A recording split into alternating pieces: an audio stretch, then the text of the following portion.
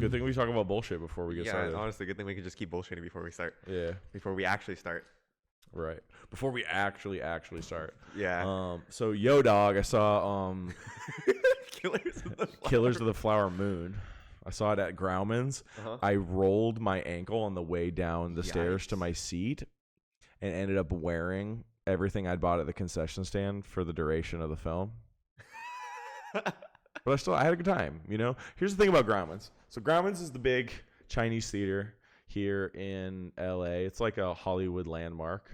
And the way I see it, tourists don't want to see a movie while they're on vacation. Right. But like people in Hollywood just assume that Grauman's and like the other historical theaters are really kind of like just for the tourists.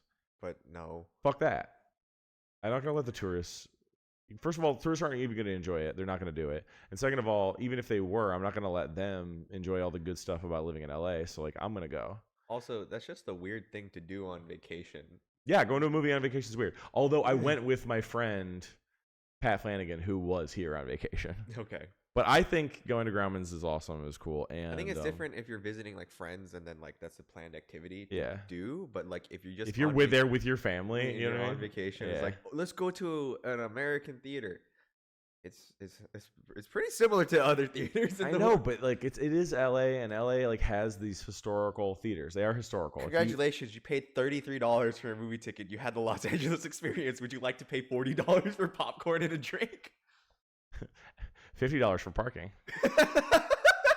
Don't bring that back up. Because you lost your ticket and you can't find it, and they have you hostage. They have you hostage. Yeah. They have you held hostage. Well, you know what they say: making your way in the world today takes everything you got. Getting your car out of the parking lot sure will take a lot. Wouldn't you like to get your car out of the parking lot at the Alamo Draft House? Yeah, but anyway, so we saw Killers of the Flower Moon. Actually, pretty good movie. Okay. But I will say it's about as good of a movie as you can make without having a single interesting character. Is it better or worse than Scorsese's like recent stuff? Yeah. I think so here's the thing. I actually think The Irishman, and some of this might be just personal bias, because The Irishman is very much like about Detroit, and I'm like a Detroit centric person. I get obsessed with Detroit topics. So you're like the Detroiter. I love that movie, but I do think that it's kind of the experiment, the CG de-aging experiment that movie kind of represents is a failed experiment. But the stories, the characters, the situations, the culture, I completely agree. Super interesting. Honestly, this movie doesn't have the interesting pathos and logos of the characters that The Irishman has. Interesting. Or at least they didn't. I don't think they found it. But that's a script issue. Would you give it a second watch? Yeah, and I will. I definitely will. But I will say that I won't be as excited about the second watch as I was. I've seen The Irishman like 3 or 4 times. I've seen that twice. I haven't seen Killers of the Flower Moon yet. Yeah. I do want to go see that. You know, it's definitely worth a watch. I think anything he makes is worth a watch, but it doesn't like it does the really like Scorsese movies. Oftentimes they'll like build this like incredible kind of like macroscopic like paradigm shift like cultural thing, and then they'll explore it through like the microscopic lens of like looking at people's individual lives in those circumstances. And this movie does achieve that. Okay, but it doesn't have like the interesting dynamic like character kind of thought processes and interactions that a lot of his other ones do.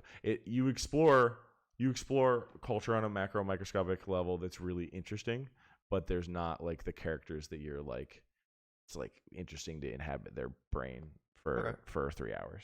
Okay. Still worth a watch, and it's beautiful.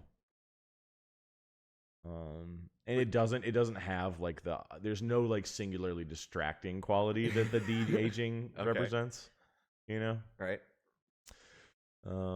But yeah, you should go see it for sure. There's like so much coming out this fall. It's like finally like the real like return of like going to the movies. I feel like after COVID, maybe we've had a little bit of that the last 2 years or so, but I don't know. A lot of the stuff in the theaters I feel like have been kind of duds or just fizzled out very quickly. If that makes sense. I don't know. I feel like the Barbenheimer thing was as big of a deal as. But was that because the not to discredit the merit of each films, but that feels more like of a marketing thing. Yeah, but like that's what's crazy about the marketing for it was that they could have never artificed something as crazy as that. You know that's what I mean? true. It took like the rampant hype of like the masses to make that moment possible. Like there's you can hope, you can dream, you can pray, you can't manufacture it. No. Okay. And I do think that like Oppenheimer is like just as equally bland and boring as like the last couple Nolan movies, but Barbie's pretty interesting, you know, like we'll be talking about that for a long time, I think. I thought Oppenheimer was okay. I don't think it's my favorite Nolan film. Not by a long shot. I did enjoy Barbie more. On average, you did enjoy Barbie more? I enjoyed Barbie a lot more. Yeah, me too. You know that it was shot at my middle school? Really? Yeah, the school that they go to. Yeah, what's that short? What's the school called? Paul Revere Middle School up in Brentwood. That's freaking cute. Did you ever get roasted at that by the tables like that?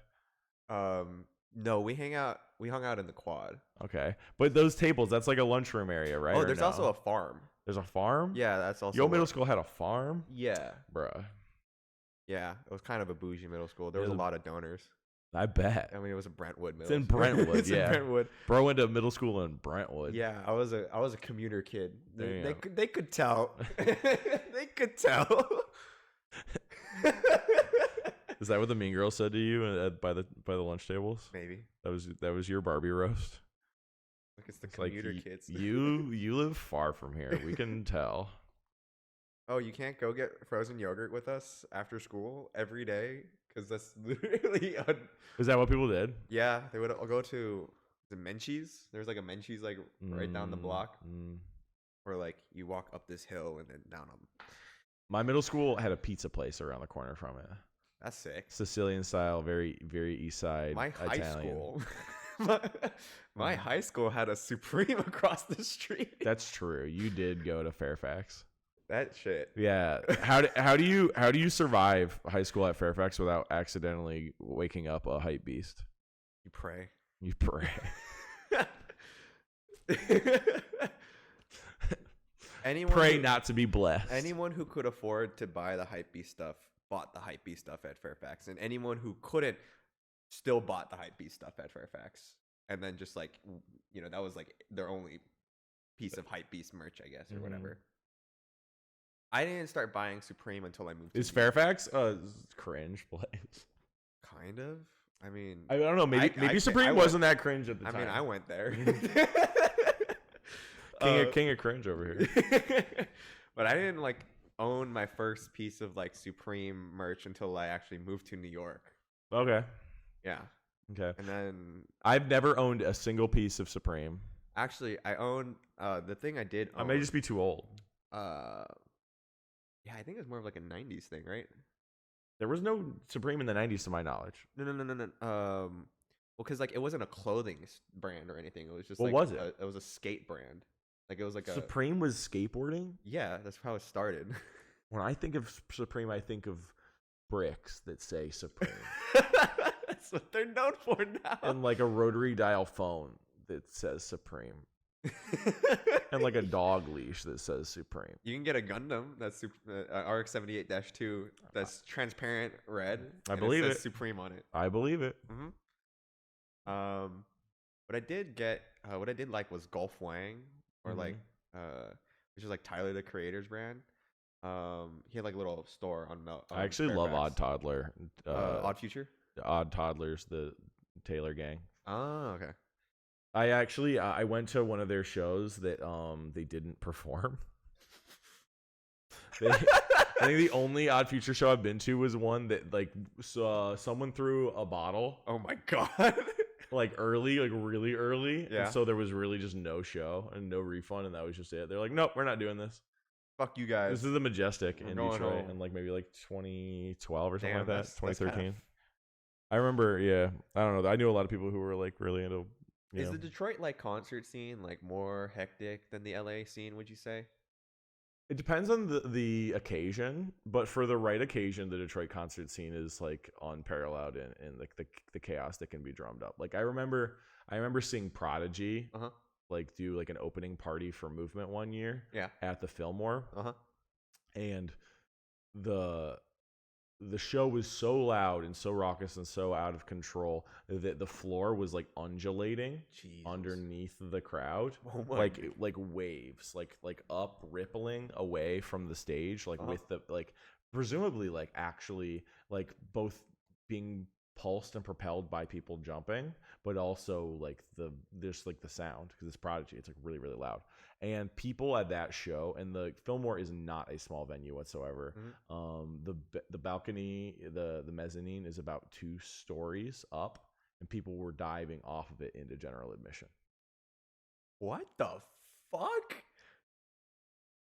And then even like when I was like even younger, like in like late high school, maybe early college, I remember going to like punk shows at the Magic Stick, Okay. like stuff like Leftover Crack or Nice name. like Blood Brothers or something like that, and people would climb there'd be all this piping along the ceiling because it's like old industrial Detroit buildings, so like the all the fire extinguishers are all exposed, and so there's like metal piping all along the ceiling, and there's people like climbing and like did it flood? monkey barring. No. Okay. Like I think it's like really robust, it's really strong. Okay.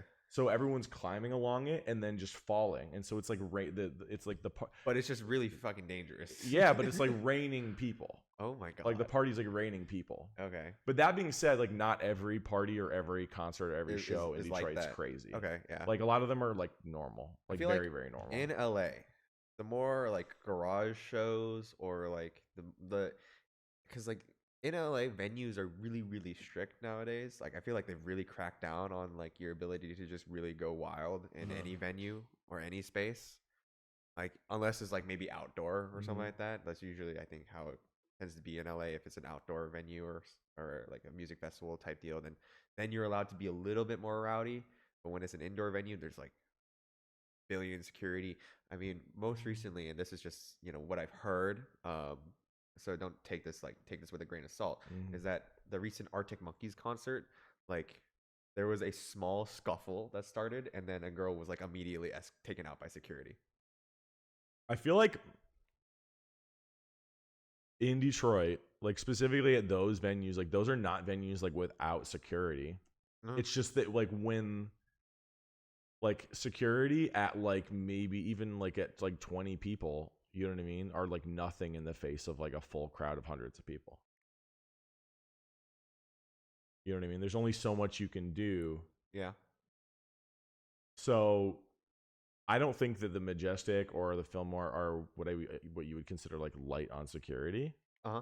I do just think that like it's if a crowd goes a certain way, it's kind of like like Juice WRLD or whatever. Like what was security? No, Astro World. Whatever, Astro World. Juice WRLD's the guy that died. Sorry, it happened all around the same time. I don't know. But it's like what was security? I mean, other than like not allow that many people into the space, like what were they expected to do? I think that it was the bigger concern was that they didn't end that concert. You know what I mean? Just like pull the plug on it.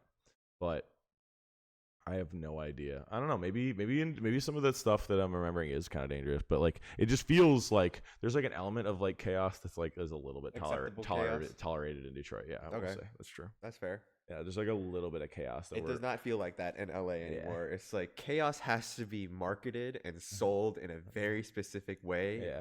Because it has to be profitable. Yeah. I don't know. It feels manufactured in that sense. That like you're allowed to be chaotic here. Maybe I don't know. It's funny. It's weird. Like, like the Majestic. Like speaking of security, James, my old roommate, and Fleming, my also other old roommate, got in a fist fight with security one night at the Magic Stick, and James's nose is still a little crooked from that fight. Oh my God. So I mean, is James ever gonna get that run back? I don't know. It's a good question, James. I'll ask him.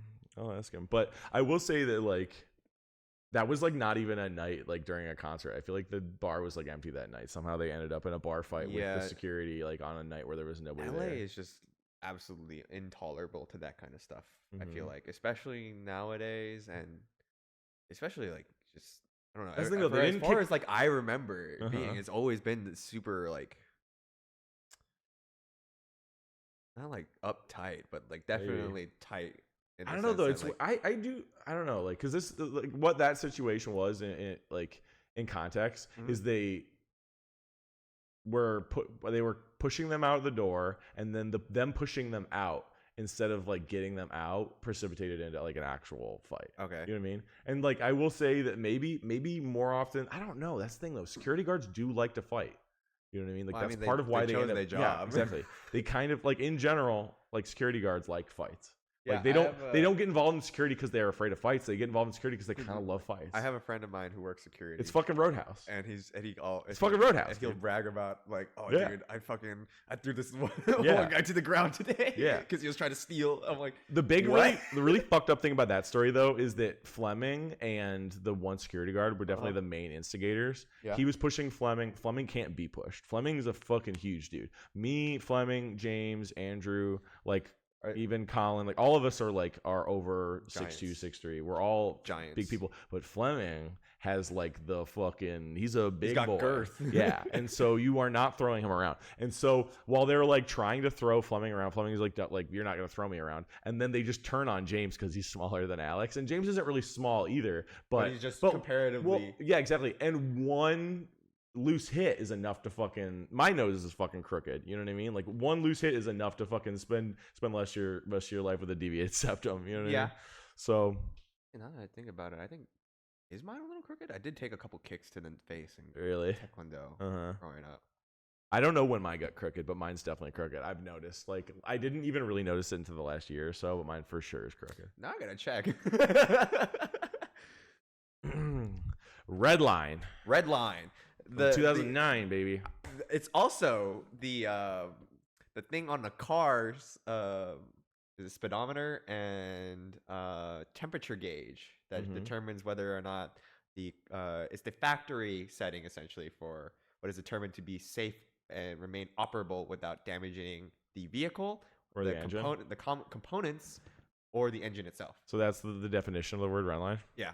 It's essentially the literal red line on your speedometer and on your temperature gauge. Okay.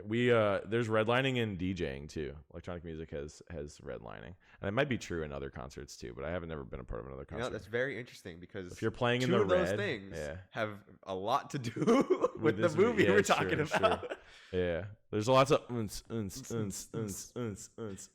movie. This is an movie. Yeah. If you listen, go ahead and listen to the Redline soundtrack right now if you can. We can't play it in this this episode. But it's really fun. Copyright, but if you just listen to it a second, you'll understand the vibe that is being thrown down. It's really, it's a high energy kind of experience for sure. So Redline is a 2009 Japanese animated sports racing action science fiction film directed by Takeshi Koike, which this was such a cool thing that I wish more directors would do.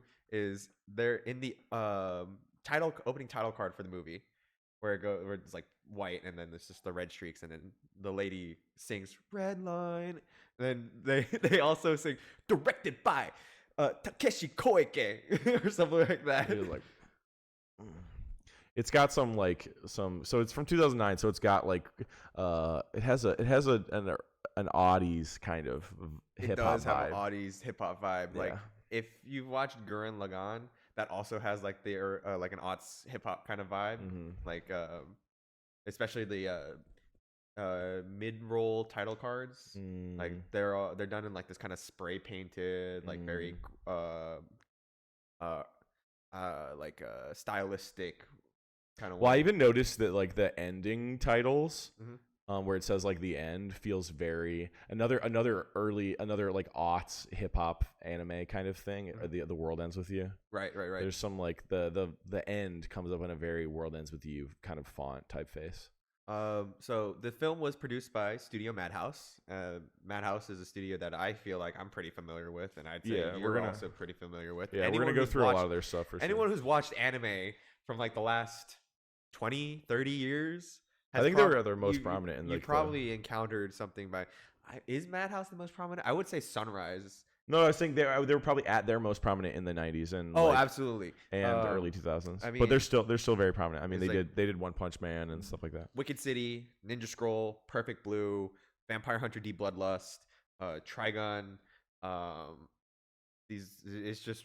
But lots of new stuff too. I mean, just in the last decade or so, they did One Punch Man and they did Parasite and they did like a bunch of other notable stuff that people even casuals in the West would be aware of. They're still pumping out stuff. But oh my god, this film. Well, Koike is no slouch. So this movie is insane. If anyone hasn't seen Redline, do yourself a favor and just go watch Redline because there's not a lot of density to. I mean, I guess it's brief. It's brief and fun and exciting. Yeah. It's not a huge, I guess, intellectual commitment to understand the story and what's being told in front of you. Yeah, but I would suggest you look for the small details because I think they pay dividends in the long run. Right. I think this movie is one of those films that is more rewarding on subsequent rewatches because you notice more things as within the subsequent rewatches, and then you pick up on definitely more subtleties that are being presented in the film. Definitely, but it's definitely a movie that you can tune out and enjoy. Oh, absolutely. For sure. It's a feast. The soundtrack kind of just visually and auditorially, it's a feast for sure. And Koike supposedly was a protege, almost pupil of Yoshiaki Kawajiri, who's kind of like the godfather of the OVA era. Yep. So that's Vampire D, Wicked City, Demon City, all that stuff. Yeah. Ninja Scroll. Other big Madhouse properties and projects. And I think that the Kawajiri being kind of like the godfather of the OVA era, there's a little OVA spirit in this, even though it's very much it's a 21st century project, but it has some of definitely the essence of 90s OVAs. Yeah, definitely some of the spirit. Yeah, a lot of the things you just listed were very, very iconic in the West, especially in in terms of Western exposure to anime. Yeah, some of the earliest American exposure to anime stuff like Ninja Scroll, big blockbuster kind of mammoth video, Hollywood video kind of rental vibe right there. Ninja Scroll is something that I think is put on this golden pedestal by old takus essentially. Yeah, the old takus for sure. Of which I have to consider myself among them these days. Someday you wake up the old taku. Yeah, you're getting there too, man. I'm getting there. Yeah, one day you wake up and you lived long enough to become the old head. Yeah. But supposedly there's 100,000 individual original frames of animation. I believe it. This is in this movie. This is also the last great swan song of hand drawn animation cells essentially. And it was colored digitally. Right. But everything was drawn by hand, and it definitely feels it feels like maybe one of the last of its kind. But yeah, this is it's a very interesting, weird, different kind of movie. I really like the kind of it has a silly kind of irreverence for itself. It almost feels like someone online called it a Sakuga Wacky Races. Yes. That's actually a really good summation of the film. It's a Sakuga Wacky Races. It's a Sakuga Wacky Races. And the Wacky Races vibe is definitely there. For those of for those of you who weren't locked inside a house in the 20th century, clicking through Boomerang on mom and dad's cable, Wacky Races on the tube television. Shit. Yeah, Wacky Races was a shit. But it's like a Hanna-Barbera. Is it Hanna-Barbera? I think it is. It is Hanna-Barbera. Yeah. It is kind of a semi Hanna-Barbera special episode because there was I think the first two Wacky Races specials, and then subsequent episodes of Wacky Races were actually a part of different Hanna-Barbera properties. Okay. I think there's a Wacky Races in Secret Squirrel, and there's a Wacky Races. There's a Secret Squirrel. There's a Secret Squirrel Wacky Races. Yeah, actually. That's crazy, bro. That's really crazy. One of my favorite episodes of anything in the Warner Brothers animated canon is the Dexter's Lab episode where they do Speed Racer.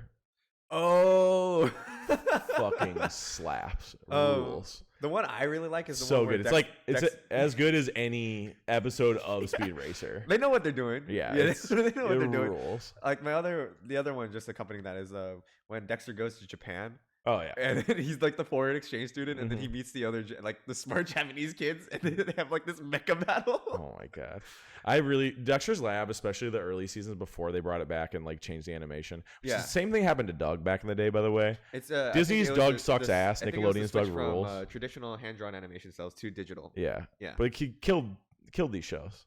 Yeah, these processes were horrible. I will say I think Courage survived. Okay. For the most part. Okay. I'm sure some shows did, but like, but the early Dexter's so good and late Dexter sucks. I honestly think it's because and Doug too. They were just running for a while before the transition into digital, because I think with Courage, it wasn't. It was towards the later end of hand drawn, so like it's still like a lot of it is still digital even early on. Well, I don't remember the production around. So, like, the problem with Doug and Dexter is I think that the production teams change when the show changes. Okay. When the animation style changes, like the people making it are literally changing. Right. And I've seen a million videos on YouTube that just rip the Disney Doug a new one. No, not the Disney Doug. They just rip it in half. Like, these people don't like Doug. They don't care about what's valuable about Doug. They're literally just making something that is not even relevant to Doug. But that being said, I'm not here to talk about Doug. I will say though that Dexter fucking slaps. Dial M for Monkey, Super Friends. Oh my god! Every part of Dexter is amazing. God, I can't remember the Super Friends. What is? It's Valhalla. Valhallan, the Imbraggable Kronk. Yes, Valhallan was my favorite because he was literally just rock star Thor. And what was the other one? Captain Major Glory. Major Glory. Who is Dexter's favorite superhero? Yes. Dexter's favorite superhero is Major Glory. Yeah. And Major Glory is just like Homelander. Major Glory rules. But I just like the Puppet Pals. Puppet Pal Mitch and Puppet Pal Clamp. And they go bonk. Yes. Puppet Pals fucking rule. Redline though has like a cast of like insane, weird anime characters. They're wacky racist. It's wacky racist characters, but hot-blooded anime wacky racist many characters. To name. Yeah, it's so we probably can't go through all of them, but we'll go through the most important ones. And each of them, despite having such minimal screen time or whatever, there's so much personality and character in every single one of them, down to their infused into them, down to their character design, the way they speak, the way they act, they present themselves, down to their fucking cars. Yeah, there's so much character. No, they're like injecting butter into the turkey Thanksgiving. You know what I mean? Just like injecting each character with the fact that the Boings, like their car is one looks like a mix between a Formula One car and a dragster. And transforms into a woman. Yeah, and can fight things and like touches stuff and they like disintegrate. Yeah, but they're also, they themselves are held in the boobs. Yeah. That's where the cockpits are for them. Which is very OVA era. Yeah. I will say the Boing. So for those of you who are too cultured to know this, Boing is the Japanese onomatopoeia. Like wan wan would be the onomatopoeia in Japanese for like a dog barking. That's woof woof. Woof woof would be wan wan, and a boing is the sound. I don't know. I'm not sure this is actually audible, but in the Japanese, especially anime sphere, boing is the audible sound of boobs jiggling. I can confirm it's audible. He can confirm. but Boing are they're magical girls. Yeah, who they come from a magic planet. Because Redline is it's a science fiction movie. It's very loose sci-fi, very fantastic. All over the place too. Every like millions of galaxies. Just assume all of them are aliens. Yeah, except for like two of them, I guess. I think there's two guys, Miki and what's the other guy's name? There's like two guys who are just human. Todoroki, or you got it. Miki and Todoroki. Miki and Todoroki are just like humans who like look like members of like the monkeys. But like every other character, everything. Yeah, everybody else is like not just that, they have a pedal car. Like they parts of their vehicle works with them pedaling really hard. Yeah, and they keep yelling guts and glory. Yeah. I really like. I don't know, the personality of these characters is really funny. It's really funny that how much they hate the gorilla guy. Yeah, well, because they're rival. Because he's the one who arrested them. Yeah, oh yeah, that's right. Yeah. He's like a Goriraida. Goriraida. He's a gorilla. He's a gorilla driver. cop that rides a motorcycle. He does the Arnie like the shotgun thing from Judgment Day, where like he shoots it and then does the spin reload. Which, by the way, was taken from that's a John Wayne thing. Really? John Wayne would like shoot, spin, cock the thing. The repeater, while on the back of a horse. So the Judgment Day thing is actually a reference to the John Wayne, yeah. and this is a reference to probably the Judgment Day thing. But so you can do it in a repeater. Little cycle of culture. You can do it in a repeater because the handhold of a repeater is larger than one of the shotgun that Arnie was using in Judgment Day. So they had to actually change the lever action on that. So it has a non-original lever action on that. That's like that's just an interesting gun fact I know. Cute little fact about the. Well, it's a rifle. Whatever. It's a when the Duke's doing it, it's a rifle. Yeah. He's doing it on horseback and it's a rifle. Yeah, because it's not a shotgun. I don't think. Yeah, no, the one from Judgment Day, Arnie's gun is a shotgun. Yeah. That's why it has a smaller action for the handle. Well, but I think also it's like a sawn-off too. To make it fit into the rose box. But anyway, my favorite character actually in Redline is Frisbee, so JP's the main character, and he's like this very like elfin kind of human like alien. He has like pointy elf ears, and he has like a crazy pompadour, and he drives a fucking Camaro. Like Josuke from Part 4 would be jealous of this guy's pompadour. Oh, definitely. But he's like kind of the protagonist, and he has this partner, Frisbee. And Frisbee, I think, is like maybe the most interesting character because he's the designer of JP's vehicles, and there's lots of flashbacks that detail their lives, and they're both entangled in like organized crime. Yeah. And like Frisbee has like he's demonstrated early on to like be this like very morally compromised kind of character, but as the story goes on, like lots of different interesting facets and layers of his alignments, his allegiances, and his like the choices he's had to make it possible for him and JP to race is very, very interesting. So interesting enough, Frisbee is voiced by Tadanobu Asano, who is the guy essentially. It's Kakihara from Ichi the Killer. So it all roads lead back to Ichi the Killer. All comes full circle. But yeah, Frisbee is definitely the most like complex. Yeah.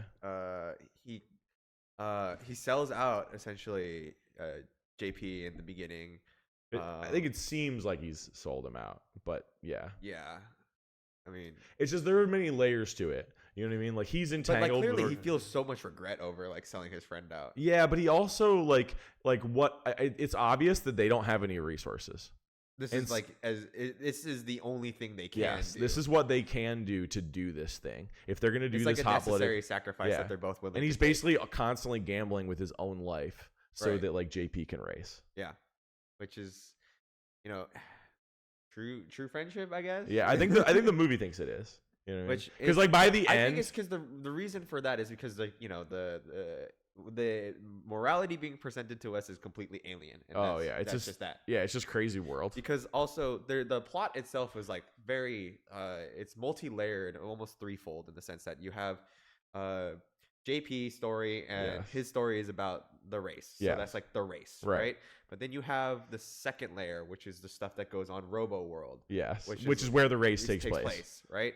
And then you have like the third layer, which is essentially like the greater, I guess, overarching like thematic narrative that the kind of movie is really going for. And just like a myriad of other C plot lines. Right. You know what I mean? Because each of the other racers have some kind of thing going on. And then just different like Supergrass. You know what I mean? There's all these different like weird factions in the universe. Like they don't really. The world or the universe, I should say, is so much larger than we actually get to see. And like there's clearly like a lot of space politics going on. Yes. We don't give a shit about space politics in this movie. But it is funny because they do keep unfolding in ways that are humorous and eccentric, visually eccentric. Just like giant like bioorganisms, like giant like bioterrorism organisms. There's a kaiju fight. There's a kaiju fight. There's space lasers, like lots of space lasers. Or bioorganic satellite systems. A weird Batman and Robin / Duke Dastardly and Muttley like duos Yeah. that also are Lupin. Yeah, they're very Lupin-esque. They're kind of my favorite background characters. And Lynchman and Johnny. yeah, and they have like a Kuwagata shaped car that like shoots. Not Like, just that, but I think the legs also work too, Yes. because like it does like it kind of can, like it can, and it can like climb up things. yeah, too. yeah, which is really interesting. And everyone keeps talking about how you got to have like an edge in the race, and like your car has to have an edge in order to win. And Yeah. clearly, all of them do have an edge. And JP, who is voiced by Takuya Kimura, who people will probably know as Hal from Howl's Moving Castle, he's like the outlier in the sense. And this is kind of why you root for him, because he doesn't use any weapons in his car.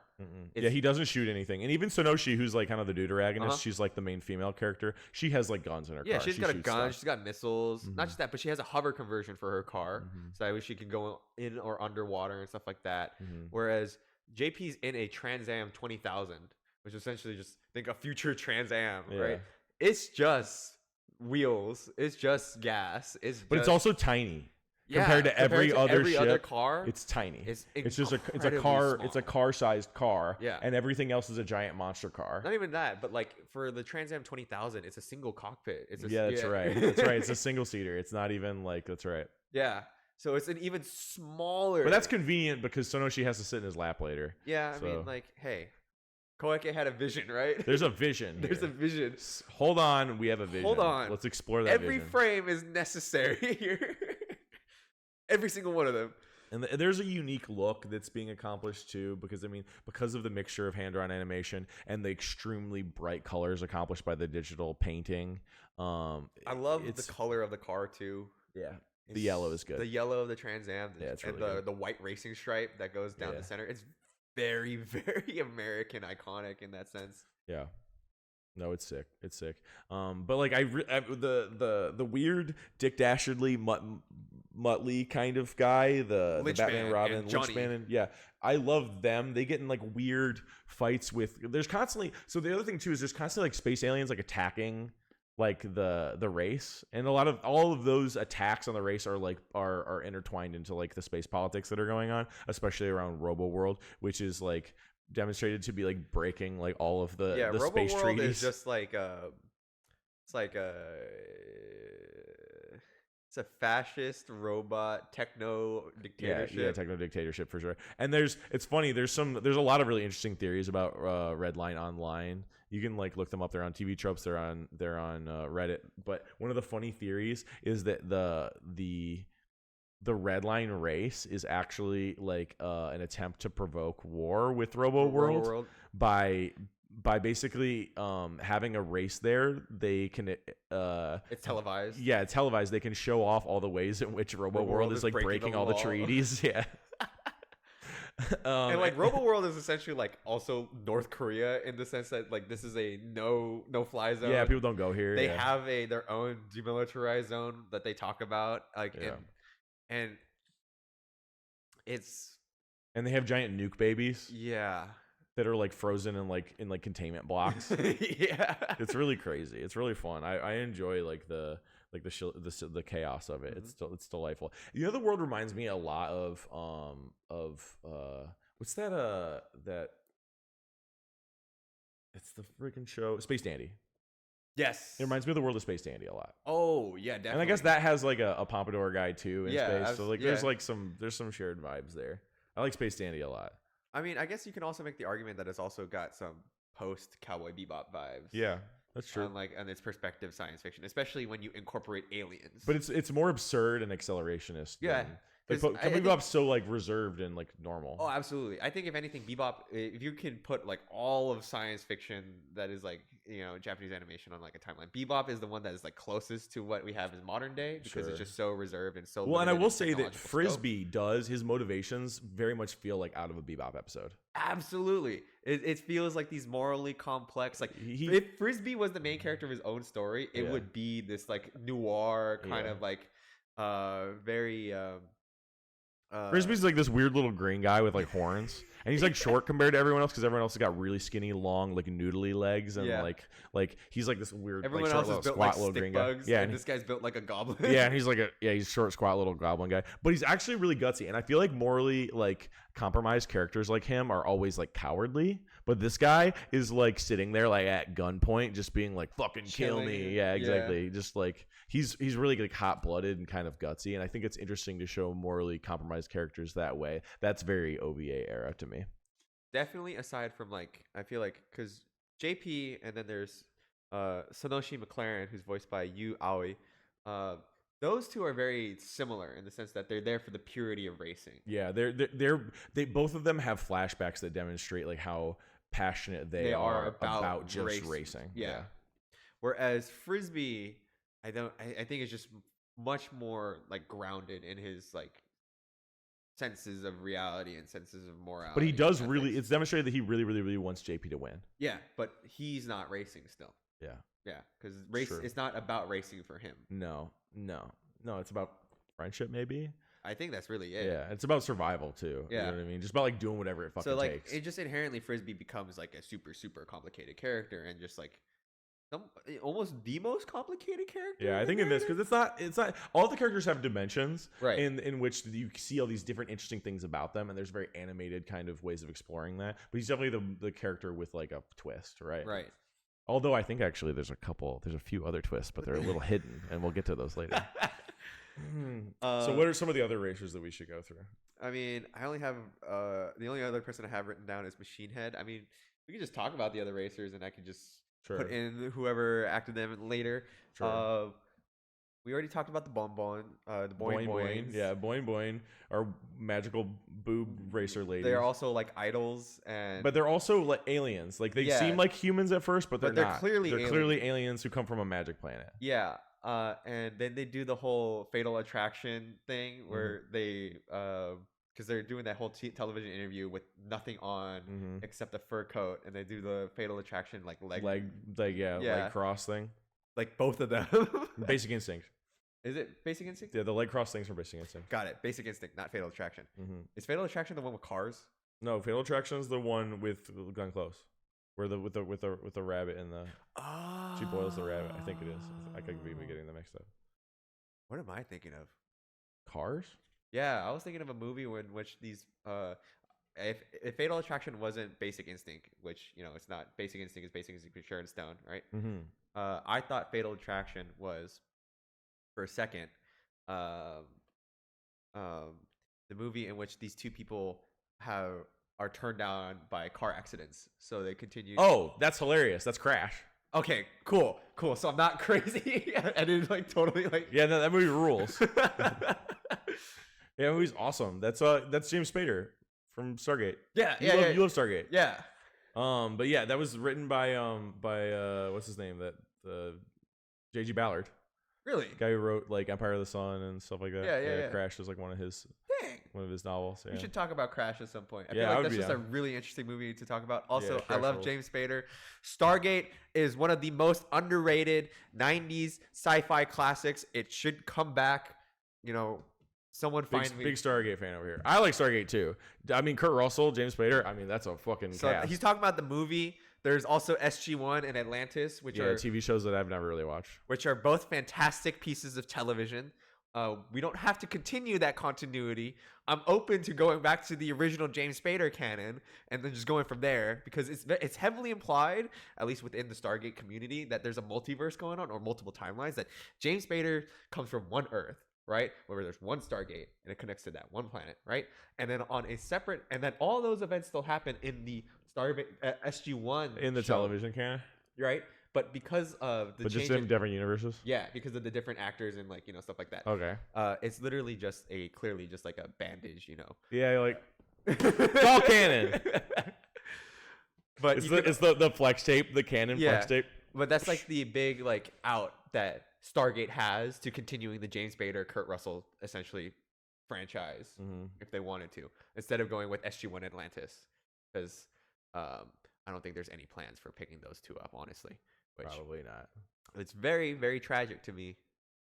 Very. This is I a think- personal tragedy. I for think Ryan. about Stargate every day. Every day he thinks about Stargate. Every day. This is There's his not- Roman Empire. There's not a moment in my life after watching Stargate where I haven't thought about. It's the dumbest shit too. It's the dumbest. I know it's dumb. I know I'm stupid for thinking about this and not getting over it.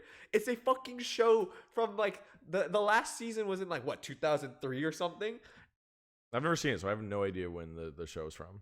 I feel like it's a '90s show. I feel like it came out at least in some proximity to the movie. yeah, enough to like SG-1 capitalize on the brand value of the movie. Yeah, I mean SG-1 was definitely late 90s. I think Atlantis was like Early 2000s. late 90s, early 2000s. Okay.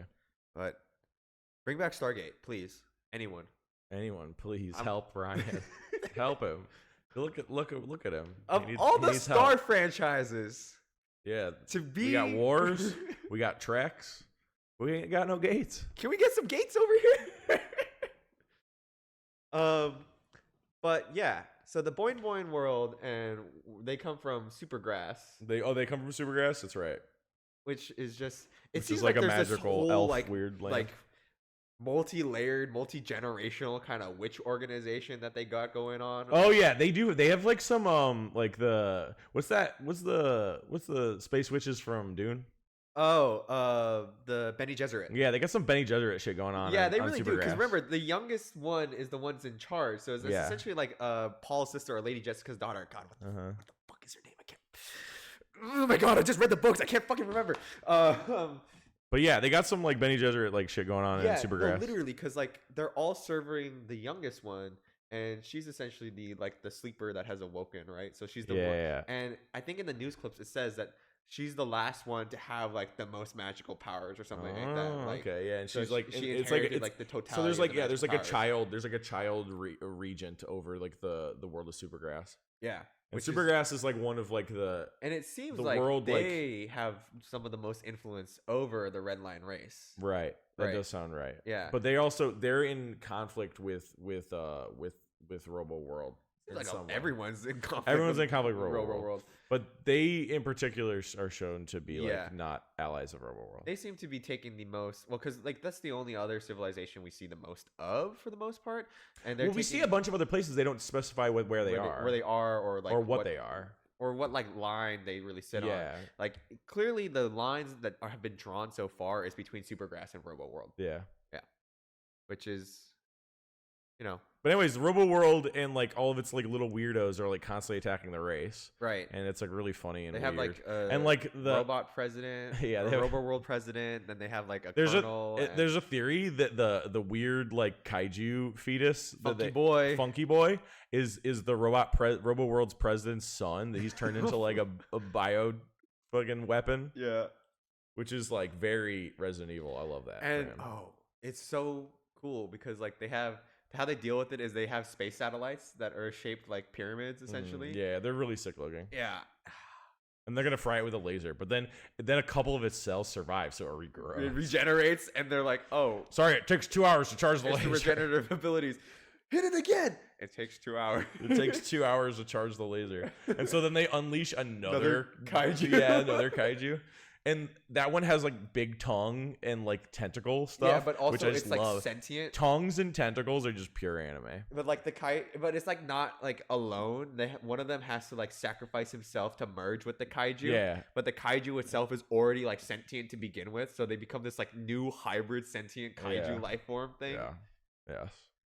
And the race is still going on. And there's a race. There's a race. And did I mention there's a race? But yeah, I don't know. It's like it's wacky. It's crazy. And then so like all these people are attacking the race too, and then like There's still like a guy from Lynchman Robo-World. and Johnny Boy or whatever. Yeah. They're like flying around, and like Lynchman's like jumping on jets and like blowing up and shooting the jets. It's fucking. It's insane. It reminds me a lot of the Wachowski Speed Racer movie. Just like the Baroque complexity of like the absolute action sensory sequences. overload Yeah. of like action at some point. Yeah. Yeah. But No, it's absolutely. really entertaining. There's so much stuff going on the screen. Yeah. You can watch the It's movie sick. in like literal like visual thirds. You can just watch it a third, and you'll have like a visceral overload just Yeah. by that alone. Mm-hmm. Oddly enough, so I would argue the main villain of the race Yeah, it's Machine Head, is right? Machine Head. So Machine Head has supposedly won the last 20 Redline races. And there's like all these different kinds of races, And but the Redline race is the most important one. Yeah, the Redline race occurs only every 5 years. Mhm. So if he's won the last 20, he's been winning for 100 years, which is insane. He's like I don't know. He was the what's the Schumacher. He's the Schumacher of Redline. He's the Michael Schumacher of Redline. But yeah, he's like the most dominant racer, and He's essentially like merged with his vehicle. Yeah. Because he's like a cyborg. Yeah, he seems to be a cyborg or a robot of some kind, and he and his vehicle are one giant thing, and it's this giant hulking thing that he doesn't like stop to fight things like everybody else does either. He just wants to race, and he just wants to win, and he just keeps chugging along with this giant massive. He kind of also falls in line with JP and like Sonoshi in the sense, or he's definitely more interested in the race than other people in the race are. I think more in line with JP because they seem to parallel each other like a lot actually. It's true. And he keeps talking about an edge, and his edge is literally he became one with his machine, with his vehicle. Yeah. And JP's edge is he drops these weird little capsules into there's like this container. But everyone has them. Does everybody have those? Yeah, everyone has those. Okay, all right. Because remember, Sonoshi has one that's her earring. That's true. Machine Head pops one out. Well, he eats them. Yeah, but it's still the same thing. Yeah, because he's essentially the engine. He's the vehicle. Yeah. And then JP does seem to have a lot of them though. He does them a lot. Because that's what his edge is. He's using multiples. Yeah. Okay.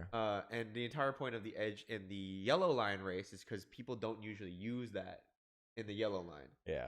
Because like that's so high stakes for the yellow line. Yeah. Yeah. People would rather save it for the red line. JP's unique because he uses 3 of those cells in the red line, where everyone else I think only packed 1. Yeah.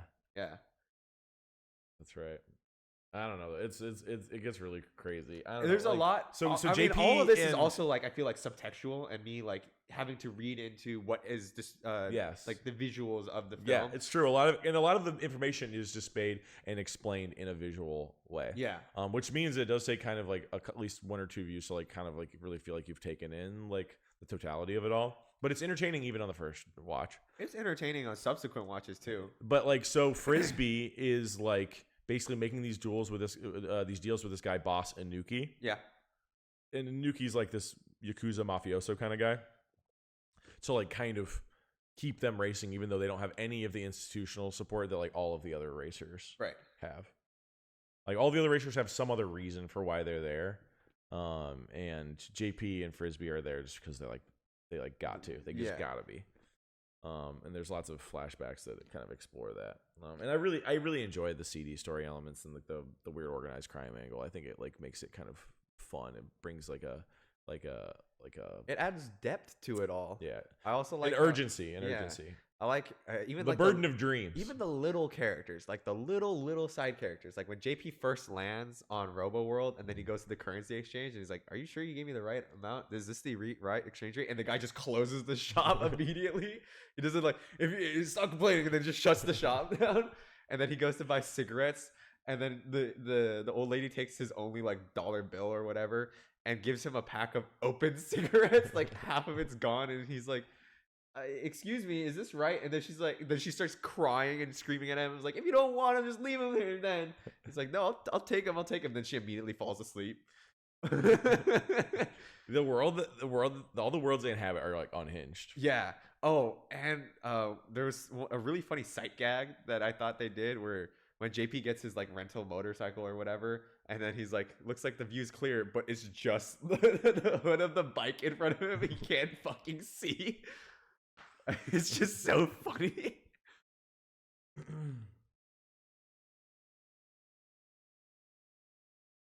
Who else is in the race? I'm trying to think. Because you got there's like at least 8 entrants, right? I mean, there's the 2 human guys who are like pedaling. Gory Rider. Yeah, there's the gorilla guy who's implied to be having an affair with one of his like fellow officers. Yeah, it's not the blonde one though. It's the redhead one. It's the redhead that you see back at the precinct watching it on television. Mm-hmm. And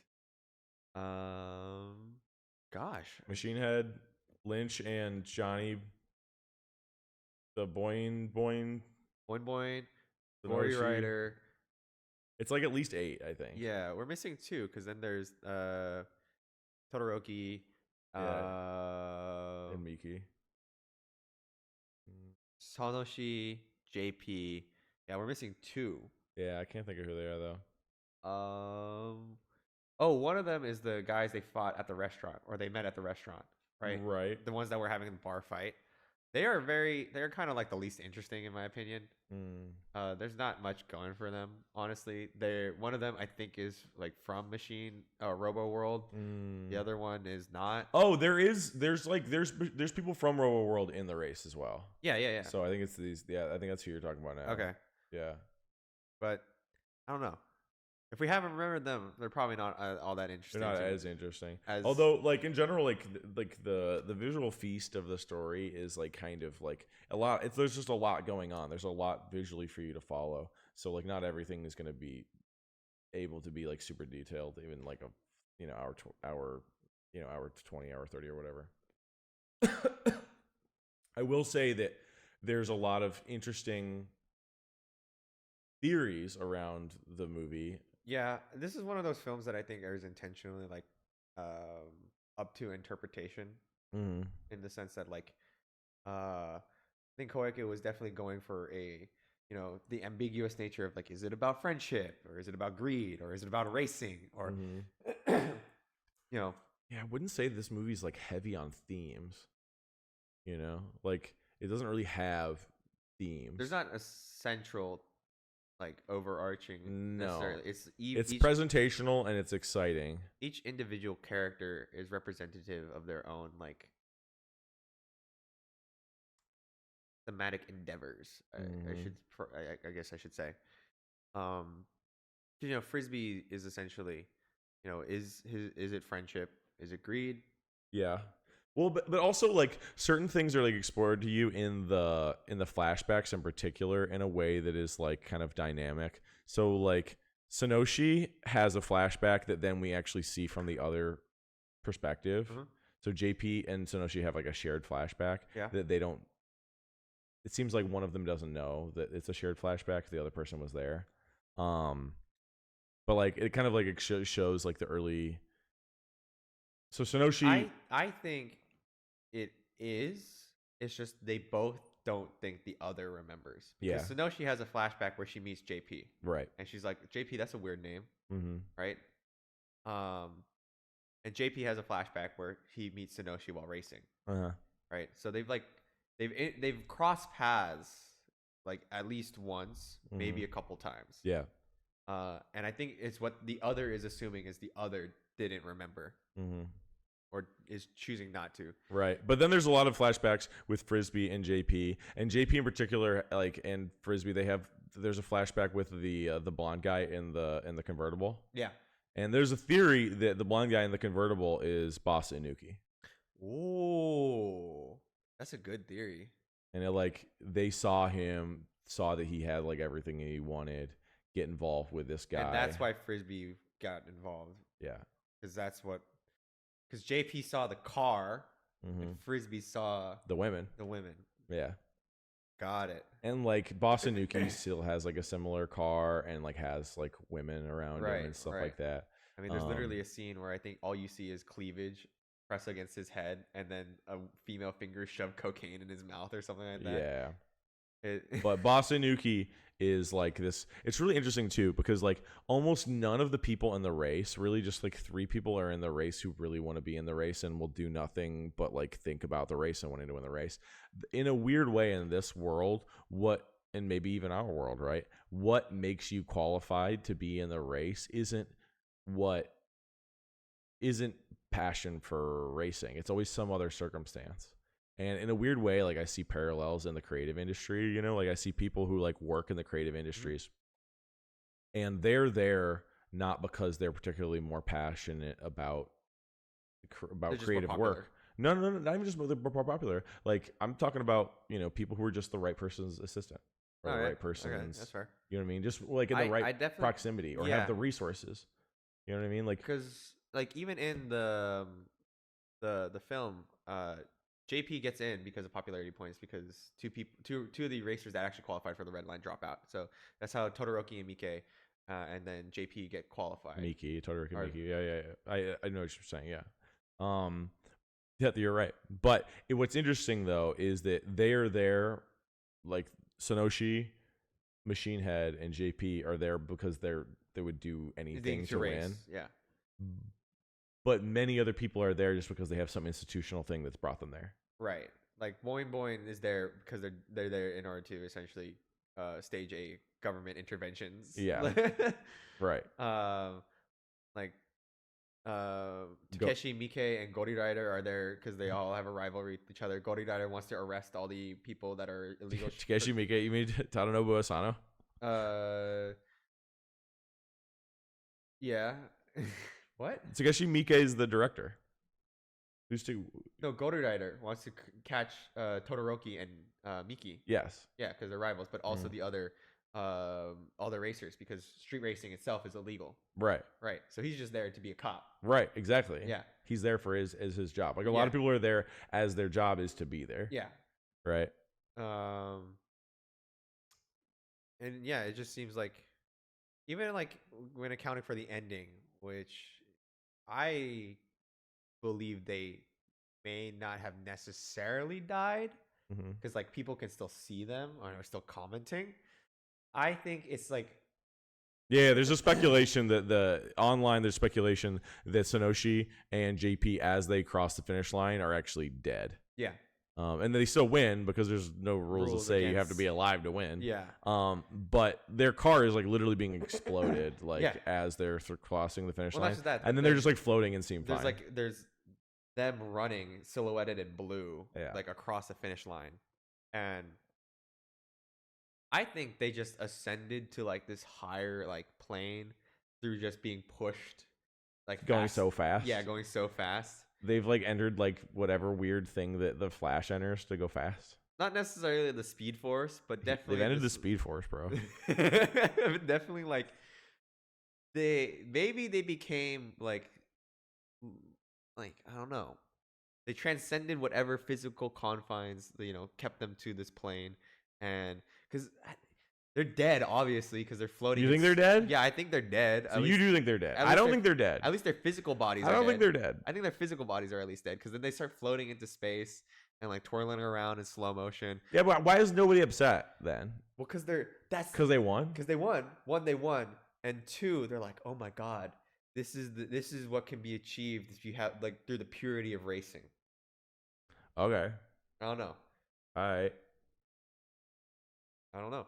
I mean, the narrative does like to play with like I feel like a lot of ironic theming in the sense that JP is so in love with racing, and yet he was arrested for match fixing, and Frisbee is that's true. So that's actually that's something that we should have mentioned earlier. Is that JP is like disrespected by like the rest of the community because he's been caught match fixing races, which is in any competitive like organization. What's funny about this though is that all of Redline is illegal.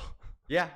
But like it's the difference between a crime and then betraying like a racer's code. Yeah, or like they have their own code that they operate within. They have their own laws. Mm-hmm. The big, I think, twist, the big theory to me is that people online, and I think this is probably true, believe that Machine Head is Sonoshi's father. I think that's interesting. If Machine Head was not like completely a robot, maybe. Like I think here's the thing. I think that the reason he's been winning this race for 100 years is because he's a mechanical organism. But I do believe that he is at one point in time a biological organism. I think he's slowly been turned and he's been kind of terraformed I mean, and cyborged. The only reason I don't necessarily think that works is because like at what point was Sonoshi born? Right, because you can only assume that, like, let's just say she's 25, right? Who's to say that he's not still capable of having children? I guess so. I mean, he just looks like a robot for the most part. Yeah, we don't know what organs he's got left. We have no idea. Sure. But here's what we do know. And we don't know how much he's changed just in her lifetime, right? How much more a machine he's become just since she was born, right? Right. We have no idea. But what we do know is that when we first meet her, she's waiting for someone. Yeah. Also, her dad is a racer. That's what she tells us. Yeah. Um. And they give a lot of knowing glances between one another. And when she teams up with JP, that's when he immediately starts becoming antagonistic with JP. Oh, okay. So because he wants to prove to her that this guy doesn't deserve ain't her. Shit. This guy ain't shit. Yeah, because he's not a serious racer. Mm-hmm. But then when he wins in the end, he's like, okay, you got it, bro. All right, bro, you got it. Take my daughter to the Speed Force. Yeah, ascend. Yeah, send my daughter to the Speed Force. But yeah, Machine Head that's the theory, is Machine Head is Sanoshi's father. I think that would, if that is the case, it adds a lot more depth to his character aside from just paralleling JP, because you don't see a whole lot of him and you don't get a whole But every time she's in trouble, it cuts to him and he looks slightly worried. Right. Okay. Interesting. Definitely. I think that definitely contributes to what I said earlier, where this movie is far more rewarding on subsequent rewatches. There's a bunch of little weird things, and I bet there's things about characters that I haven't picked up either. Yeah, I bet I'm totally missing something about like fucking Todoroki and Miki and Lynch and Johnny. So referential. There's a bunch of stuff in this that feels referential. They just feel absolutely referential, and a lot of the animations, just in general, feel like they're referencing either other films or other animes, like either in the running animation, like especially with Lynchman and Johnny and the way they run. They run just like freaking Lupin, with like they create perfect perfect L's. This movie's great. But it has the spirit and like wackiness and like certain elements of like 60s, 70s, and like 90s anime.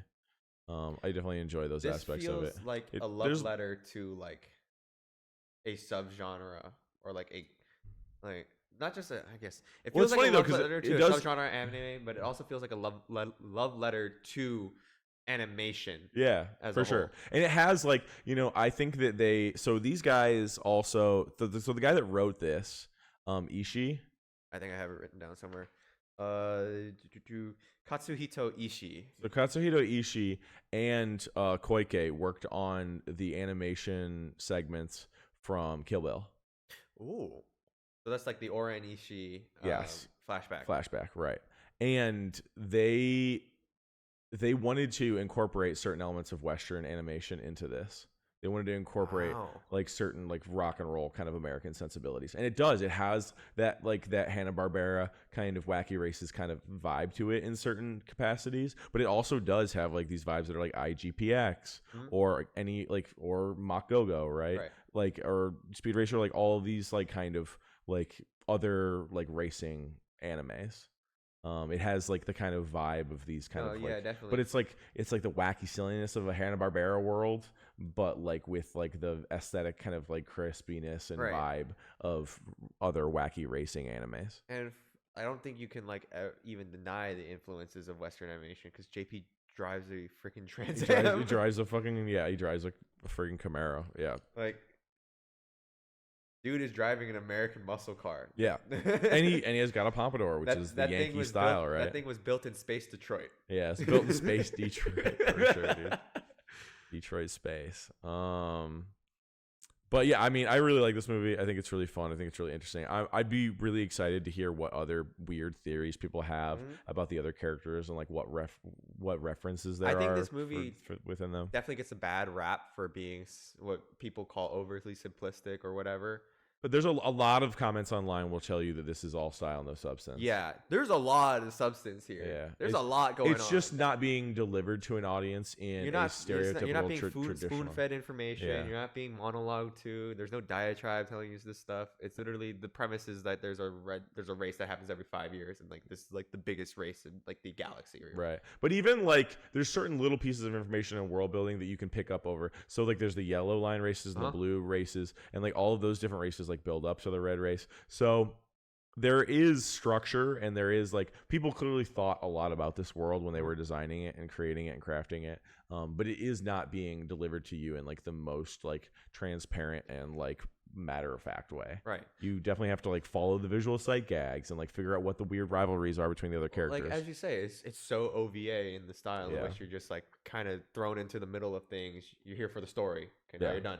And Go away. and like the movie, you know what I mean, is keeping like this dance music rhythm the Right, entire right, time. right. It's like uns, uns, uns, uns. And so it just drives in order you to like forward. it's driving you forward, and it's kind of accelerating, slowing down, accelerating, slowing down, like big explosion, crazy thing, like visual sight gag, crazy kaiju monster. Like in order to like to kind of keep that level of excitement and that level of like tenacity, the driving rhythm of the story, it has to divulge information to you in ways other than just like mindless exposition. So it teaches you things about the world in other just different ways than just like, well, on my planet we do, you know what I mean? Like, because there's very little of that actually. Which I feel like that just kind of lends to the organic nature of the universe that we're kind of being presented.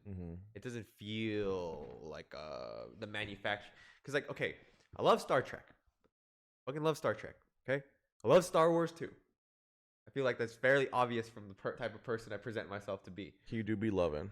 But the planet schemes of Star Trek and Star Wars are very, very basic as fuck. Like, honest. Oh, this planet is all like, what if Rome never fell? What if the Nazis win World War II? But it's also an alien planet. Oh, this planet is literally just the Wild West. Well, especially in Star Wars, it's every single planet is just a single biome, right? Yeah. So like that's like an opposite issue essentially, where it's like instead of every planet being a monoculture of like some kind of allegorical storytelling for the sake of the crew of the USS Enterprise, like Star Wars is just everything is a single biome. This is jungle world, lava world, water world, ice planet, desert planet. This one's mountains. This one's Coruscant, all metal. This one's the Mediterranean. This one's just Venice. This one's the Riviera. So in the case of like Redline, I feel like there definitely feels like there's sections of terraformed areas and other sections that are left like barren or wastelandy and stuff like that. And there's definitely like there's a cruel, the economy of this universe is it cruel. feels oppressive. It's cruel. It feels and it's funny about it. Like it laughs at the absurdity of life. Like this movie has like an impish kind of personality, and I really appreciate like the irreverence of like the anime spirit. It's very Japanese punk rock in that sense, where it's like, you know, it's a very. I would actually say that it reminds me a little bit of Burst City. I was about to say that. I was like, I get a lot of Burst City vibes from this now. What I'm really thinking about, because they're both musicals in a sense. Yeah. Because like I would argue Redline has a lot of musical elements because the music drives. Definitely. It's so much. There's so much uns in this movie, and it's fun. It's not boring. It's not repetitive because it's constantly driving you into new crazy circumstances. Boring is the last word I would use in association with this film. This film is balls to the walls, fucking adrenaline. It's exciting. Even in the slow moments, you're drawn in because it's either aesthetically like pleasing. This movie is like, stimulating. I will say this movie is kind of like oops all like desktop wallpapers. You know what I mean? Where like every frame is something that to be fair, it's also meticulously hand drawn. Yeah. This production took 8 years? That's right. Yeah, it took them 7 to 8 years to make this movie. And the crazy part is they were working on it for the first 3 years and scrapped everything. Which would be, I feel like if you pulled that with any Western studio, regardless of whether it's today, you're never working in the industry again. Yeah, pretty crazy. Yeah. But it is like, it's this uncommon patience that like the Japanese creative industry has. And I think maybe just Japanese like corporate like they're willing to take that is risk. more patient. It's just more patient. I feel like they're willing to take that risk if they do see the potential in the product. Whereas the Western business model, especially in terms of creativity and filmmaking, it's about hitting those numbers or making it in time so you can make sales numbers and sales calls. This movie, the production and development of this movie reminds me very much of the development of Pokemon, because Pokemon, the first one on the Game Boy, the very first Pokemon game, was in development for like 8 or 9 years. Red and blue, or green in Japan. Japan. But it was taking, and like Nintendo had like no guarantee there was going to be a Right. return on this thing, and then what you end up getting is like the most successful multimedia property of all time. Right. But it took a lot of faith and patience, that like this would even work. that this guy who wanted to make a game about his childhood experience Catching collecting bugs could be like this legendary thing. It's really, really crazy. But they, Madhouse like just was very patient about this project, and I hope they've finally recouped their losses on this project. It doesn't seem like they ever did. $30 million budget, $8 million box office opening, so they have to at least recoup, like hopefully over home video media and like whatever. Go out and buy the DVDs, guys. Like, Or the Blu-ray. you would need at least like $60 million in those to like really recoup losses. Yeah, for it's that. pretty wild. But I don't know. I will say though that it's like wildly interesting. Absolutely worth it though. I implore people to go watch this movie and then think harder about the movie than people told you to. Yeah. Like try and figure out things about it that like I haven't figured out or the Right. internet hasn't figured This out. movie is so fun to watch. It is so fun to like think about, honestly. It's yeah. so visually stimulating. It's so It's aesthetically unique, and it's got like, yeah. I don't know. It has like, I don't know. It's got a lot. It's got a special something. yeah, honestly. I would argue at this point it's probably one of my favorite animated films like that I've seen in my lifetime. Well, there's a reason why. So we always expected that we would talk about anime a lot on this podcast, and it's other than Gundam, it's the first one we've gotten to talk Right. about. It's very notable. Yeah, absolutely. It's very notable. I don't know if I would claim that this is going to be in my top 5 or even in my top 10. It's definitely, I would definitely put it in my top 20. I put it in my top 20. Yeah. It's I definitely, yeah, it's a notable, very highly notable project. And what's your favorite of the cars? The Trans Am. Yeah, for sure. I don't know. It's just something about seeing an American car. It feels so out of place, but yet so perfectly in place at the same time. Like this is an alien, and this is an alien American car, and it works. If that makes sense. I mean, other than that, I really like Sonashi's whatever car. I can't remember what her thing is. The Crab Walker or something like that. Yeah, I like. Yeah, it's got crab something in it. Yeah. I like Sonoshi has got like this weird like Penelope, what's her face? Oh, From from Wacky Races. Yeah, right? from Wacky Races. She's like very much Penelope Pit Stop. Yeah, Penelope Pit Stop. She's got the Penelope Pit Stop vibe. She's got gadgets all over the car. It's pink. yeah, and she's not as malicious as the other drivers, right? Yeah. And There's smiley faces on her missiles. I like Sonoshi's car. My favorite's like the Kuwagata, like Lynchman and Johnny. Yeah, and Johnny. They're Batmobile. Yeah, they're weird Kuwagata Batmobile. And I just like the way they're animated in general. They have like this really crazy kind of like aggro, like punk rock weird style. He's like jumping around on alien. Much more animated than like the other ones, just physically. Yeah, but the way he's like jumping on alien like spaceships and just like lighting them up, it's just like really, really fun and cool. I find it like highly entertaining. But I'm kind of tapped out on this one. You got anything else you want to say? I'm not. I don't got much other than like go check this film out. I like it a lot. Yeah. Would you like? I don't know. What would you like give it honestly? Like that's a good question. Am I giving this like a letterbox rating or am I giving it like out of 10? What are you asking? Sure, let's just do out of 10. Out of 10. I would give this like at least an 8.5. At least. Actually, you know what? I was floating around an 8, and you are far more generous than me really? in that case. Yeah. I was thinking about an 8. Not just because I think there's any improvements that could be made or whatever. It's just sometimes information can be conveyed a little bit better, maybe, but that's not the point or the necessary objective that the film is going for. Yeah, but I do think that maybe if it did take that approach, then maybe more people would appreciate it. So I think that matters. That matters. I do think that like this is it's funny too because like all the comments online say this is great to look at. What the but fuck? I think it's also great to like. But there are other things about it, and I do think that like I don't know. I hope that I hope this movie is one of those films that really grows to gain an audience over time and grows to gain more appreciation over time. Yeah. I hope this gets a Blade Runner effect. Yeah. No, totally. Me too. Me too. And there's really funny too because people have talked a lot about like movies like Shawshank and like Blade Runner, even in talking about this movie because they're kind of achievements, right? But they didn't necessarily like do well in the box office. Yeah, exactly. But they did hopefully stand the test of time. Yeah, or like performed well critically in some regard. Yeah, of course.